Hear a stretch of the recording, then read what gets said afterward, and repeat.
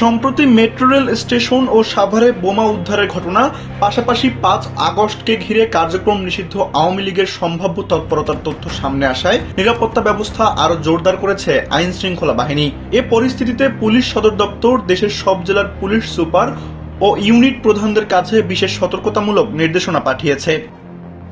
নির্দেশনায় বলা হয়েছে, কোথাও বোমা বা বিস্ফোরকের তথ্য পাওয়া গেলে সেটিকে সর্বোচ্চ গুরুত্ব দিয়ে তদন্ত করতে হবে। একই সঙ্গে দায়িত্ব পালন ও চলাচলের সময় পুলিশ সদস্যদের বাড়তি সতর্ক থাকতে বলা হয়েছে।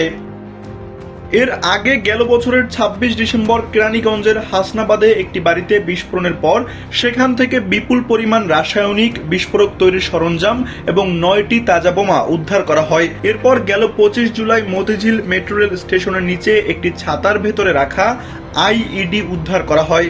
পুলিশের দাবি, ওই আইইডির সঙ্গে আগের কয়েকটি ঘটনায় পাওয়া বিস্ফোরক উপকরণের মিল রয়েছে। এদিকে ১ আগস্ট ফার্মগেট ও মিরপুর মেট্রো রেল স্টেশনে দুটি পরিত্যক্ত ব্যাগ ঘিরে আতঙ্ক তৈরি হলেও পরে সেগুলোতে বিস্ফোরক পাওয়া যায়নি।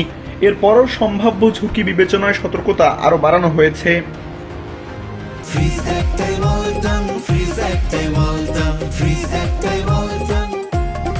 এ বিষয়ে পুলিশের মুখপাত্র AHM শাহাদাত হোসেন বলেন, এটি কোনো নির্দিষ্ট গোয়েন্দা তথ্যের ভিত্তিতে নয়, বরং নিয়মিত নিরাপত্তা ব্যবস্থার অংশ হিসেবেই দেওয়া নির্দেশনা।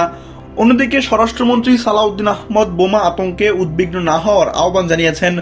পুলিশ জানিয়েছে, নিষিদ্ধ আওয়ামী লীগের নেতাকর্মী, চিহ্নিত অপরাধী এবং বিদেশ থেকে সম্ভাব্য নাশকতার চেষ্টা ঠেকাতে বিশেষ পরিকল্পনা নেওয়া হয়েছে।